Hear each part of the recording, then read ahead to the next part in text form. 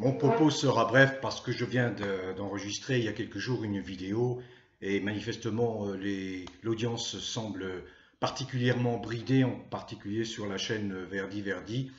Bon, donc j'espère que vous avez l'occasion d'enregistrer ces vidéos que je fais à dessein pour contrer la désinformation, la propagande macronienne.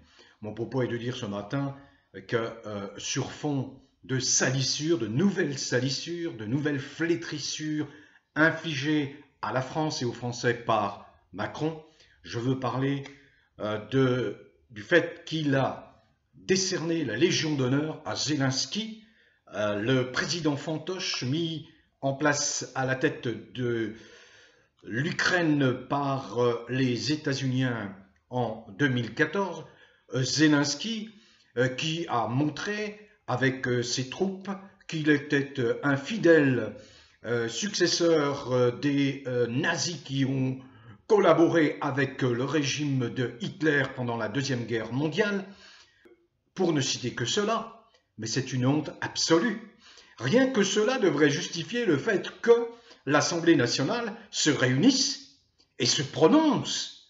On sait très bien, la Légion d'honneur a perdu tout sens sous l'inimitable Sarkozy, précurseur de la décadence française, et puis ensuite sous Hollande, qui lui a permis l'émergence, le développement, le fleurissement de toute cette déviance qui s'attaque à la nature, qui s'attaque surtout aux enfants. C'est sur fond de cette nouvelle injure, insulte à la France que se déroulent des manifestations, des mobilisations pour contrer la réforme des retraites voulue par Macron, une réforme infâme, infâme, à vomir, bien sûr, que les Républicains vont voter.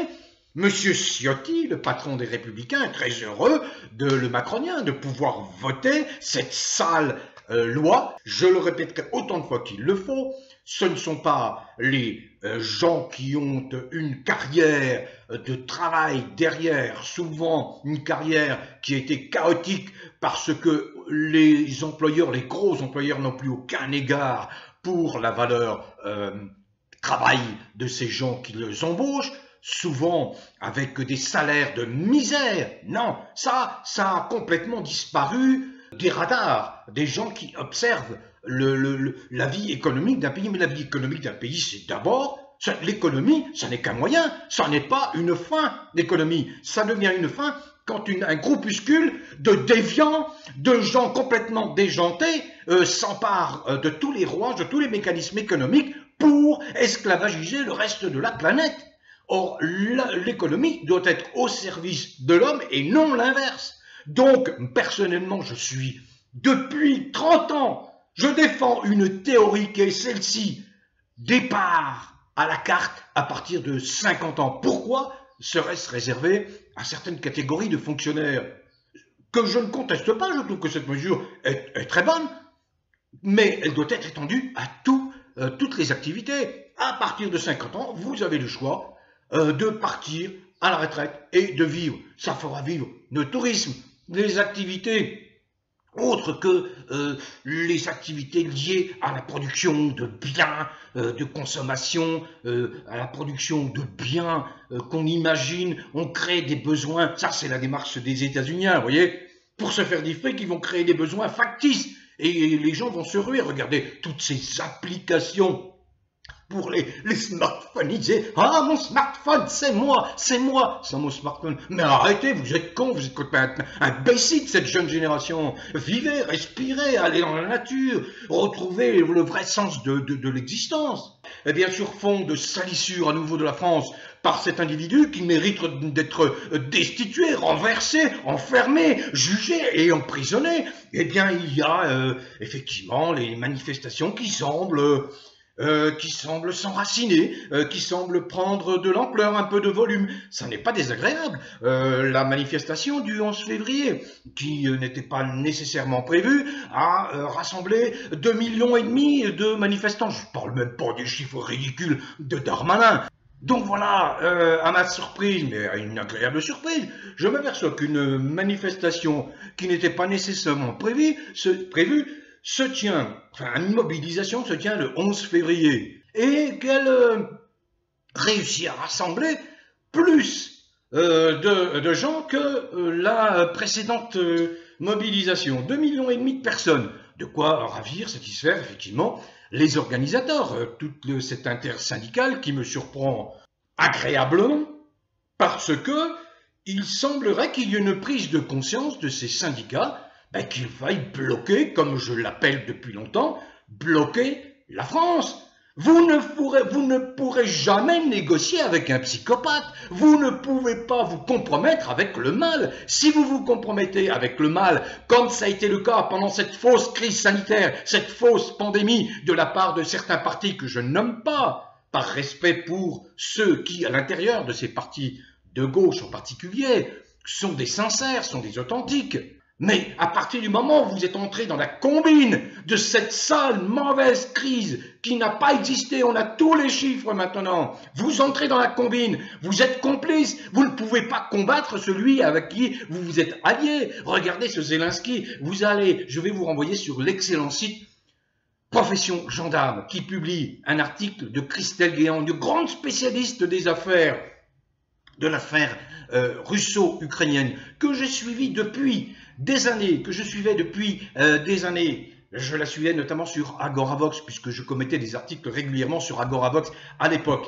Elle dit tout sur cette scandaleuse remise de la Légion d'honneur à un dégénéré, à un dépravé qui est une marionnette, un pantin des États-Unis, qui par parenthèse n'ont pas respecté les accords de Minsk de 2008, ont laissé cette Ukraine massacrer les populations du Donbass, donc du sud-est de l'Ukraine, pendant des années et des années. Christelle Guéant a suivi cela sur place et décrivait tout ce qui se passait, et qui était son propos de journaliste, de vrai journaliste, était bien évidemment à l'opposé de la propagande de ces merdiateux infâmes qui salissent le métier de journaliste que j'occupe.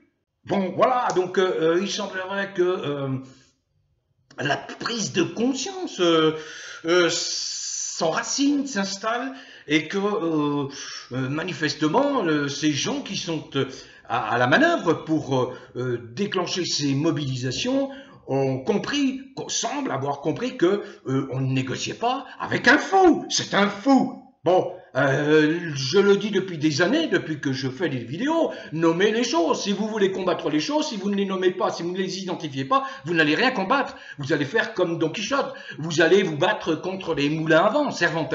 Voyez, souvenez-vous, les coups d'épée dans l'eau, c'est très facile. Hein, mais l'eau, elle n'en a que, elle s'en fiche. L'eau, elle continue son cours. Donc voilà. Alors, il se passe cela. Une nouvelle mobilisation est prévue le 16 février, tant mieux. Le 7 mars, au cours de laquelle, effectivement, cette intersyndicale promet à Macron de bloquer la France. Je vois Martinez, le chef de la file de la CGT, qui explique qu'il manque des grèves, il faut que tout le monde se mette en grève, enfin, dans l'esprit, c'est cela. J'espère bien que cette fois, on va vers le blocage. Parce que tant qu'à souffrir, je l'ai déjà expliqué, tant qu'à souffrir, autant souffrir pour une bonne cause. Lorsque vous souffrez et que vous courbez l'échine, que vous courbez le dos, que vous acceptez les coups qui vous sont portés sans réagir, c'est que vous êtes masochiste, c'est que vous aimez effectivement la souffrance. Alors c'est ça le problème. Donc mon propos, il est clair, il est court. Je vous renvoie surtout à cet excellent article de Christelle que j'ai découvert sur l'excellent site Profession Gendarme. Je vais juste dire lire un paragraphe par rapport à cette remise de médaille le 8 février 2023. C'est scandaleux, quoi. C'est proprement scandaleux, quoi. L'Assemblée nationale, le Sénat devrait être debout. Mais ce sont tous des lâches, ces élus nationaux. Ils ne servent à rien, juste à nous ponctionner 25 000 € par mois, plus tous les frais, plus toutes les prébendes, tous les avantages qu'ils ont. On a constitué dans cette République une véritable caste. J'ai commis un article il y a 15 ans en disant « La République vache à lait des parlementaires ». On en est à un stade encore pire qu'il y a 15 ans. C'est scandaleux. Alors que la Constitution, alors que nos lois fondamentales édictent que le peuple est souverain et non pas une caste et non pas des factieux comme ces gens qui ont implanté la Macronie à cause du sale fric. Je lis un extrait du papier de l'article de Christelle Néant.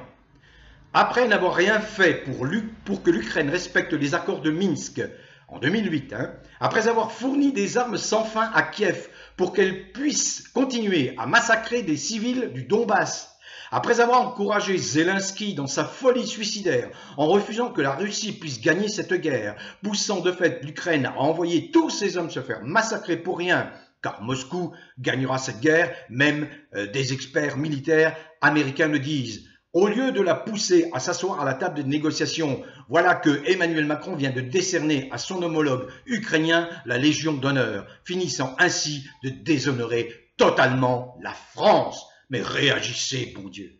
Français, réagissez. Je sais bien qu'au cours de la Seconde Guerre mondiale, 1% seulement de la population a résisté. Sur 40 millions d'habitants, il n'y a eu décompté que 400 000 résistants qui ont rejoint Jean Moulin, qui ont rejoint De Gaulle, qui ont rejoint tous les mouvements de résistance.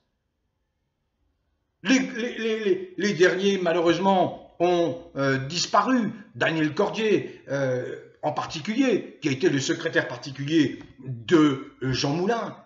Je sais bien, mais là, avec l'information qui circule grâce au réseau, grâce à Internet, en instantané, vous ne pouvez pas ne pas être informé si vous en faites la démarche, volontaire.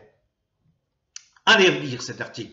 Il est extrêmement intéressant, extrêmement éclairant. Christelle Néant est si ce n'est la spécialiste. N'écoutez pas ces merdias, TF merde, antenne merde et tout ça, ça ne respecte absolument pas la charte des journalistes de Munich. Et ensuite, celle qui elle a été modifiée en 71, qui édicte nos droits et nos devoirs. Ce ne sont plus que des propagandistes Goebbelsiens, Joseph Goebbels, ministre de la propagande de Hitler, que Hitler avait désigné comme son successeur avant de se suicider.